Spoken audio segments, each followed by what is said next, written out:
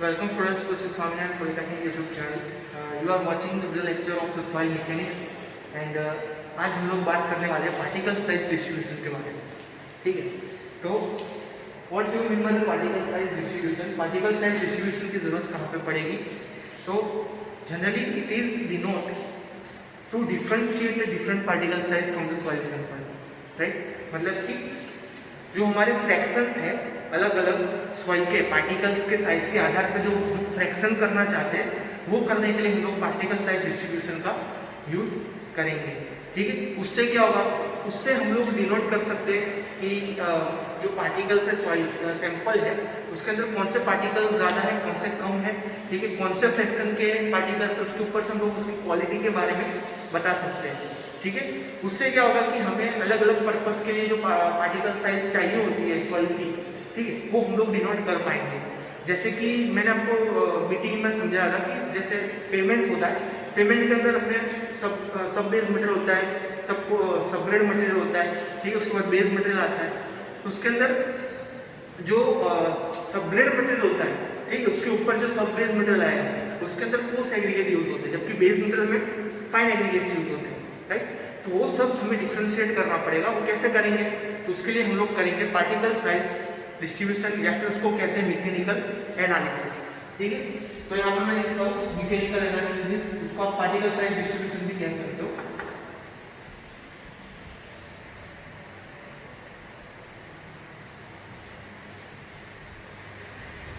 Okay, mechanical analysis की बात करते हैं. तो मैकेनिकल एनालिसिस कितने टाइप के होंगे यहाँ पर? बेसिकली वो दो टाइप से हम लोग करते हैं. ठीक है, कौन से टाइप के मैकेनिकल एनालिसिस के? एक तो सीव एनालिसिस होगा और दूसरा होगा उसका सेडिमेंटेशन एनालिसिस. ठीक है, पढ़ के लिख लो, बाकी मैं आपको एक्सप्लेन करूंगा उसको. Sieve analysis and second one is sedimentation analysis.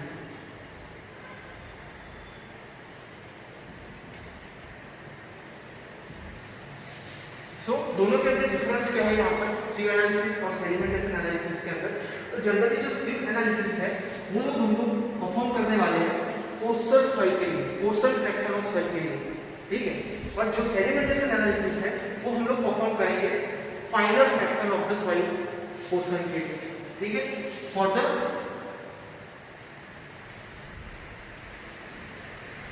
Coastal soil for the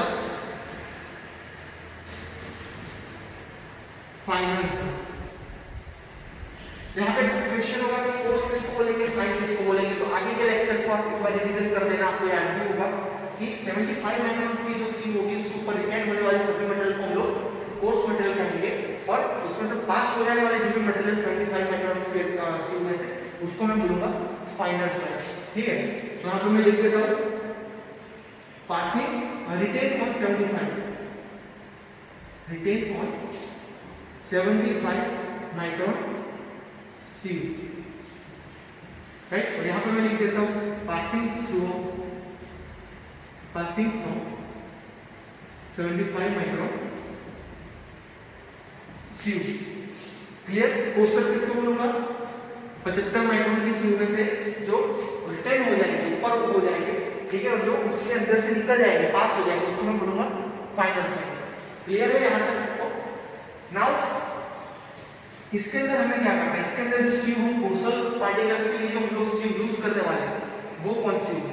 right, अब ये तो सेडिमेंटेशन एनालिसिस यहाँ पे खत्म हो जाता है. ठीक है, हमने 75 माइक्रोन के सीव में से जो पास कर दिए, अब डायरेक्टली इसके जो मेथड्स है वो आप लोग यहाँ पे इसे इंडिकेट कर सकते हो. देखिए, फाइनल सीव है, सेडिमेंटेशन एनालिसिस है, जिसको मैं वेट सीव एनालिसिस भी कहता हूँ. ठीक है, इसको यहाँ पे मैं वेट सीव एनालिसिस भी कह सकता हूँ. वेट सीव एनालिसिस, और इसको मैं जो सीव एनालिसिस है उसको मैं ड्राई सीव एनालिसिस कहता हूँ. Dry sieve analysis. क्लियर? ये वेट सेडिमेंटेशन एनालिसिस मतलब wet sieve analysis and normal sieve analysis मतलब क्या होगा आपका? Dry sieve analysis. राइट। अब यहाँ पे जो सेडिमेंटेशन एनालिसिस है उसके अंदर दो मेथड्स आप लोग उसको पार्टिकल जो साइज है उसको डिनोट कर सकते हो। जो 75 माइक्रोन में से पास हो चुके हैं ऐसे सैंपल, जनरली 75 माइक्रोन से जो सैंपल पास नहीं वो कौन से होंगे आपको पता है, क्ले या फिर तो सिल्ट, ठीक है। अब क्ले और सिल्ट इतने छोटे होते हैं, बारीक कौन होते हैं उसके 75 माइक्रोन मतलब कि अपने जो कॉटन का शर्ट होता है, ठीक है, उसके अंदर उतने बारीक छेद होते हैं, ठीक है, 30 to 60 माइक्रोन से। फिर 75 माइक्रोन थोड़ा सा उससे बड़ा है, ठीक है।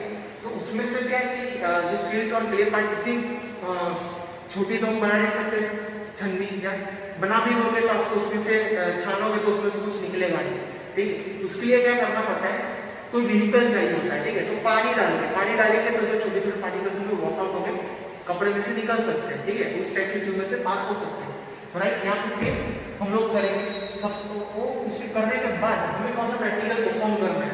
यहाँ पे दो टाइप की मेथड्स है, पिपेट मेथड और दूसरी हाइड्रोमीटर टेस्ट, ठीक है।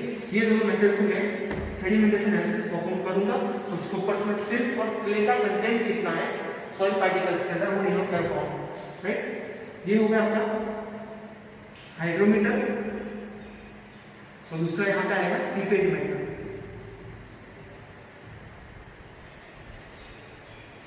क्लियर, दो मेथड है, हाइड्रोमीटर मेथड और दूसरी है pipette method.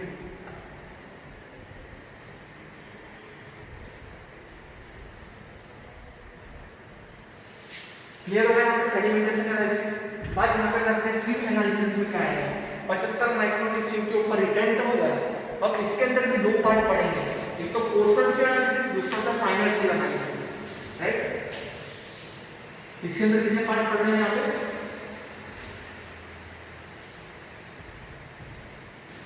Pores sieve analysis, यहाँ पे आएगा फाइन सिव एनालिसिस। अभी जो पोर्स सिव एनालिसिस है वो मैं कैसे बोलूंगा, तो 4.75 mm की सिव के ऊपर रिटेन हो जाएगा, वो सभी सैंपल में किसमें होगा, पोर्स सिव एनालिसिस में होगा। और जो 4.75 mm की सिव में से पास हो जाएगा और 75 mm की सिव में रिटेन होगा, वो सब मेरे कहाँ पे आएगा, फाइन सिव एनालिसिस में आएगा। क्लियर, यहाँ पे क्या होगा, पोर्स sieve analysis retained on 4.75 mm sieve, and यहाँ पे क्या होगा, passing from 4.75 mm sieve and retained on 75 micron सिव।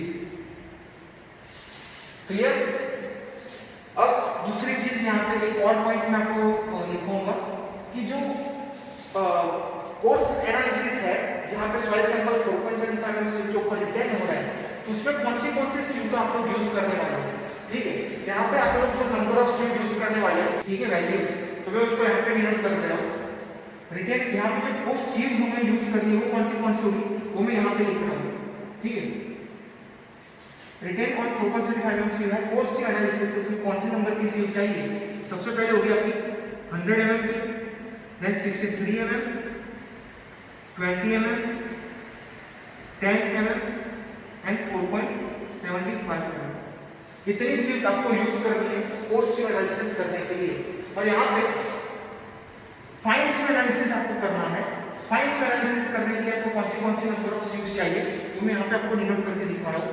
सबसे पहले तो आपको ऑब्वियसली 4.75 mm की सिव चाहिए होगी, ठीक है, 4.75 mm। उसके बाद 2 mm की सिव आएगी, देन 1 mm की सिव के बाद आप लोग यूज कर सकते हो 600 microns, then 425 microns, 300 microns, 150 microns and 75 microns. तो इतने नंबर ऑफ सिव आप लोगों को यूज करोगे तो होगी अपनी फाइन सिव एनालिसिस, ठीक है। ये नंबर ऑफ सिव आप यूज करके ये प्रैक्टिकल परफॉर्म करोगे, इसको मैं बोलूंगा कोर्स सिव एनालिसिस। और यहाँ पे जो डिनोट की हुई है कोर्स 75 से लेके 75 माइक्रोन्स की सिव, वो सब मेरे डिनोट करेगी फाइन सिव एनालिसिस के अंदर। क्लियर, यहाँ तक सबको ओके। अब इस सिव का यूज करके मैं क्या करूंगा, तो ये सब सिव लेंगे, उसके बाद आएगा मेरा प्रैक्टिकल। ठीक है, प्रैक्टिकल परफॉर्म करने से पहले मैं आपको एक चीज बता दूं, यहाँ पे आप लोगों ने देखा कि 4.75 mm 600 माइक्रोन्स, ये सब वर्ड्स जो आ रहे हैं आपके लिए, तो आपको शायद नाम ही पता होगा माइक्रोन्स क्या है। ठीक है, तो पहला बता दूं यहाँ पे 1 माइक्रोन्स की वैल्यू क्या होती है, 1 micron is equal to 10⁻³ mm। Clear, ये दिमाग में डाल देना पहले, उसके बाद मैं आगे बढ़ता हूँ। ठीक है, 1 micron is equal to 10⁻³ mm हो जाएगा। Clear, now as per IS 476 आपको 4.75 mm की सीव ऐसा जो उसमें बताया गया, उसका मतलब क्या होगा, उसका मतलब है कि जो आपका डायमेंशन है सीव के अंदर, ठीक है, वो विड्थ और लेंथ उसकी कितनी होगी, 4.25 mm कितनी होगी। मतलब कि कहां से मिला ये चीज, IS 460 1972। ओके, उसके लिए हमें क्या बताया गया है कि जो आपको पार्टिकल साइज होगा, IS जो हमारा स्टैंडर्ड है यहाँ पर, उसके अंदर हमें दिया गया है कि आपकी जो सीव होगी, सीव मतलब कि एक छन्नी जैसा होगा, ठीक है, उसके अंदर बहुत सारे हॉरिजॉन्टल एंड वर्टिकल मेंबर होंगे ऐसे। क्लियर, इस तरीके की आपकी सीव होगी। उस सीव के अंदर जो एक स्क्वायर बन रहा है आपका, वो स्क्वायर का डायमेंशन क्या होगा, 4.75 बाई 4.75। मतलब एक जो उसके अंदर सीव के अंदर एक जो हॉल है, उसका डायमेंशन आपको 4.75 में होगा। ठीक है, कितना होगा, 4.75 by 1 hole is about 4.75 by 4.75 mm। ठीक है, अगर ऐसा होगा तो उसको मैं क्या बोलूंगा, 4.70 mm की सीव बोलूंगा। ठीक है, एक सीव कौन सी हो गई, सीव 4.75 mm की सीव होगी। अब सिमिलर पैटर्न में आपकी सीव अगर 600 माइक्रोन की है, तो मैं 600 माइक्रोन की सीव कैसे बोलूंगा, तो उसके अंदर जो हॉल होंगे, ठीक है, या फिर तो स्पेस होगी, वो स्पेस की डायमेंशन क्या होगी, 0.6 mm बाय 0.6 mm। क्लियर, 0.6 पे 0.6 का उसका स्पेसिंग होगा, ऐसा जो बॉक्स बनेगा उसका। ठीक है, लेंथ और विड्थ, क्लियर, दोनों क्या होगा आपका 0.6 0.6, इस तरीके की सी होगी उसके अंदर। mm की बात कर रहा हूँ। क्लियर, ये था आपका, ये जो डायमेंशन आपको दिए गए हैं वो दिए गए आपको IS 460 1962 के अंदर। क्लियर, अब बात करें ब्रिटिश और अमेरिकन स्टैंडर्ड की, तो उसके अंदर जो सीव होगी उसको नंबर से डिनोट किया जाता है, 8 नंबर सीव, 4 नंबर सीव, 10 नंबर सीव। वो क्या होता है कि जो सीव का अंदर स्पेसिंग है उसका स्क्वायर रूट होता है। ठीक है, नंबर क्या होता है, उसका स्क्वायर रूट होता है, वो हमें ज्यादा ध्यान में नहीं देना है, हमें कहाँ पे मतलब है, IS मेथड से मतलब है। यहाँ तक क्लियर होगा सबको। Now let's talk about the method, what do mean by the sieve analysis, उसको परफॉर्म कैसे करेंगे, आपको ये क्वेश्चन क्लियर होगा दिमाग में, what do mean by sieve analysis and then how can we perform it. जीक्यू के एग्जाम में काफी बार ये क्वेश्चन पूछेंगे आपको कि determine the grain size distribution. Okay, determine the grain size distribution by sieve analysis या फिर particle size distribution analysis. Clear, ये यहाँ पे क्वेश्चन में कर देता हूँ, grain size analysis by sieve analysis।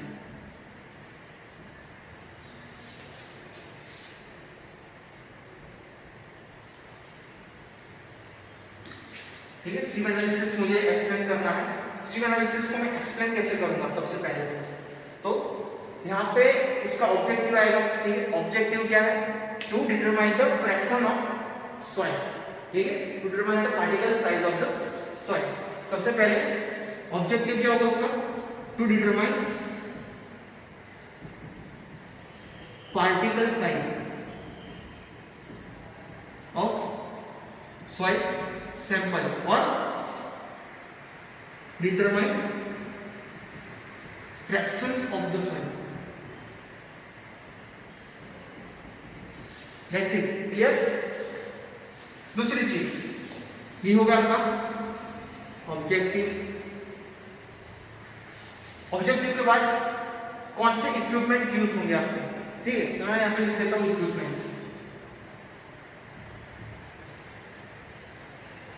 Equipments के अंदर सबसे पहले कौन सा आएगा, यहाँ पे आपने दो चीज देखी, कोर्स सीव और फाइन सीव, ठीक है। सबसे पहले तो आएगा आपका कोर्स सीव। कोर्स सीव कौन सी है यहाँ पर, 100 mm, 63 mm, 20 mm, 10 mm and 25, 4.25 mm, clear. उसके बाद आएगा आपका फाइन सीव। फाइन सीव कौन सी आपकी, 2 mm,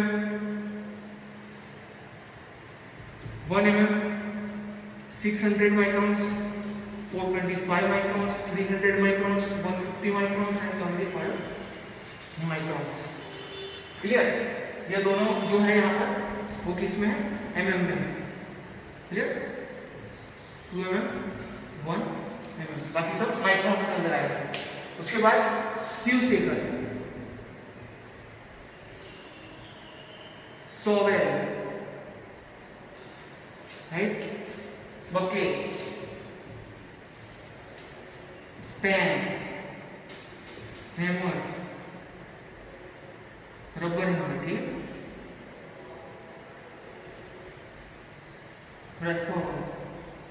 एक्सेट्रा। ये सब इक्विपमेंट आप लोग उसके अंदर यूज करने वाले हैं सी एनालिसिस परफॉर्म करने के लिए, ठीक। हाँ, मेन चीज वेट बैलेंस तो याद है। दूसरा क्या होगा, वेटिंग बैलेंस। वजन तो करना पड़ेगा, सैंपल कितना है उसका, ठीक है, वो आएगा उसका वेट बैलेंस। तो इतनी चीज का यूज करके आप लोग यहाँ पे पार्टिकल साइज एनालिसिस कर सकते हो। नाउ देखते हैं हम उसकी मेथड्स क्या होंगे, ठीक। मेथड की बात करूं मैं तो सबसे पहले मुझे क्या करना है, एक सैंपल कलेक्ट करना है, सॉइल सैंपल लेना है, राइट।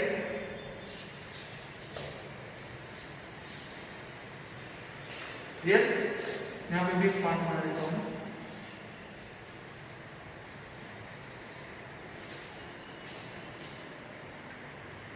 सबसे पहले क्या करूंगा, एक बकेट लूंगा, बकेट को मैं क्या करूंगा बाहर से, उसके अंदर सॉइल सैंपल कलेक्ट करूंगा।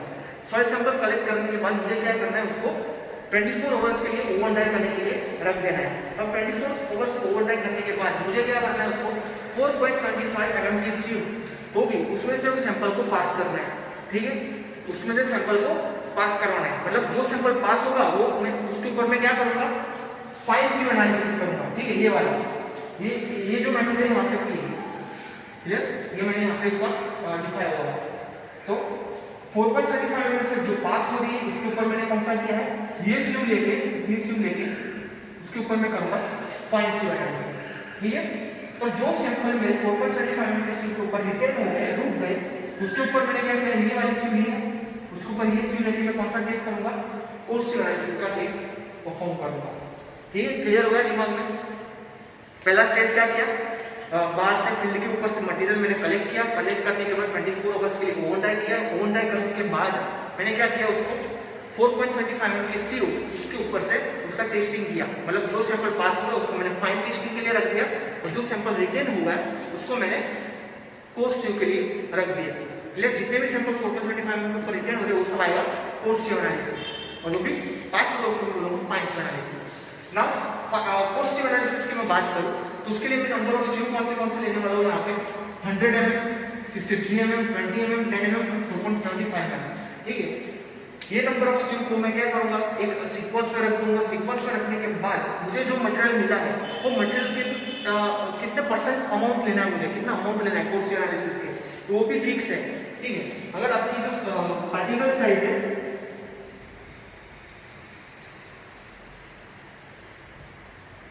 वो आपकी 63 है, ठीक है, तो आपको 50 kg का सैंपल लेना है, टोटल 50 kg का सॉइल सैंपल कलेक्ट करना है उसके अंदर। अगर पार्टिकल साइज आपकी 20 mm है तो उसके अंदर आपको लेना है 6.5 kg जितना। अगर 10 mm है तो उसके अंदर आपको लेना है 1.5 kg सैंपल लेना है। एंड लास्ट में अगर आपको 4.75 mm पार्टिकल साइज है तो उसमें मिनिमम आपको सॉइल सैंपल लेना होगा 375 kg, ठीक है। 0.375 kg मतलब 375 ग्राम जितना सॉइल सैंपल आपको लेना चाहिए, ठीक है, ये क्राइटेरिया दिमाग में रखना है, ध्यान में, क्लियर। साइज के ऊपर डिनोट करेगा, अगर ज्यादा मात्रा में 63 नंबर ऑफ सॉइल पार्टिकल है आपके, ठीक है, एग्रीगेट से आप लेवल्स है, तो क्या करोगे 50 केजी का सैंपल लोगे और उसके ऊपर से एनालिसिस परफॉर्म करोगे। उसके बाद अगर 20 mm की साइज वाले एग्रीगेट ज्यादा है तो आप क्या करोगे 6.5 kg सॉइल सैंपल लोगे और उसके ऊपर से एनालिसिस परफॉर्म करोगे। अगर 10 mm की है तो 1.5 kg जितना सैंपल लोगे उसके ऊपर से एनालिसिस परफॉर्म करोगे। और 4.75 mm होगा तो 0.375 kg जितना सैंपल लोगे उसके ऊपर टेस्ट परफॉर्म करोगे। अब ये नंबर ऑफ मैंने ली, उसके ऊपर मैंने ये जो मटेरियल लिया मैंने वो डाल दिया। डालने के बाद मैं क्या करूंगा हैंड सेकिंग करूंगा, ठीक है, हैंड सेकिंग थरोली 5 to 10 मिनट्स में उसको सेक करूंगा। उसके बाद क्या करना है मुझे उसके ऊपर जितना भी मटेरियल रिटेन हुआ है हर एक सीम के ऊपर, फॉर एग्जांपल 100 mm की सीम में से पास हो गया 63 mm की सीम में कोई सैंपल रिटेन हुआ है तो मैं क्या करूंगा उसका वेट ले लूंगा, ठीक है। उसके बाद 20 mm पे कितना सॉइल पार्टिकल्स रिटेन हुआ है उसका मैं वेट लूंगा, 10 mm पे कितना रेट हुआ उसका वेट लूंगा। और उसके बाद मुझे क्या करना है परसेंटेज ऑफ पासिंग, ठीक है, percentage of retain and percentage of passing, दो चीज मुझे फाइंड करनी है। क्या करनी है परसेंटेज ऑफ रिटेन, रिटेन मुझे कैसे मिलेगा, मैंने 1000 kg सैंपल लिया और 1000 kg में से 63 mm की सीम के ऊपर 100 kg जितना मेरा 100 ग्राम जितना मेरा सैंपल रिटेन हो गया, ठीक है। तो परसेंटेज ऑफ रिटेन कितना हो मेरा 10% जितना तो ऊपर रिटेन होगा, ठीक है। तो परसेंटेज ऑफ रिटेन पहले पास फाइंड करो, उसके बाद परसेंटेज ऑफ पासिंग भी फाइंड कर दूंगा, ठीक है। कितना परसेंट पास हो गया तो 100 ग्राम अगर ऊपर रह गया तो 900 ग्राम पास हो गया, तो 10% रिटेन हुआ 90% पास हो गया, ठीक है। यहाँ पे क्या आएगा 90% मेरा सैंपल पास हो जाएगा, ऐसा मैं बोल सकता हूँ अगर 1000 सैंपल ग्राम का सैंपल लिया है तो। नाउ ये सब करने के बाद जो आपका आएगा मेथड आएगा वो आपका सीव एनालिसिस आएगा, ठीक है। परसेंटेज ऑफ पासिंग मैंने फाइंड कर लिया, उसके बाद आएगा मेरा fine sieve analysis. Fine sieve analysis में मुझे कौन सी सीव लेनी है तो 4.75 mm, 2 mm, 1 mm, 600 micron, 425 micron, 300 micron and 150 75 micron की सीव में कलेक्ट करूंगा। उसके ऊपर मुझे क्या करना है 1000 kg of soil sample collect करना है, उसके ऊपर मुझे सीव एनालिसिस करना है। उसको मैं कैसे करूंगा तो मैकेनिकल सेकर का यूज करूंगा, ठीक है। मैकेनिकल सेकर का यूज करके उसके ऊपर मुझे क्या करना है उसको 10 मिनट तक चालू रखना है। फाइन सीव एनालिसिस की बात करूं तो क्या करूंगा मैकेनिकल सेकर यूज करूंगा। कितने टाइम 10 मिनट्स। 10 मिनट सेव करने के बाद मुझे क्या करना है सेम मेथड जितने भी सॉइल सैंपल जो भी सीव एनालिसिस फ्रैक्शन के ऊपर रिटेन है उसका मैं वेट लूंगा, ठीक है, रिटेन वेट, रिटेन वेट। उससे मुझे क्या मिलेगा परसेंटेज ऑफ रिटेन मिल जाएंगे, परसेंटेज के रिटेन ऊपर मुझे क्या मिलेगा परसेंटेज ऑफ पासिंग। अभी जो सीव एनालिसिस है आपका परसेंटेज ऑफ रिटेन और परसेंटेज ऑफ पासिंग आपको दे रहा है यहाँ पर, उसके ऊपर से आप लोग क्या कर सकोगे एक पार्टिकल साइज डिस्ट्रीब्यूशन कर्व बना पाओगे। क्या कर पाओगे पार्टिकल साइज डिस्ट्रीब्यूशन कर्व।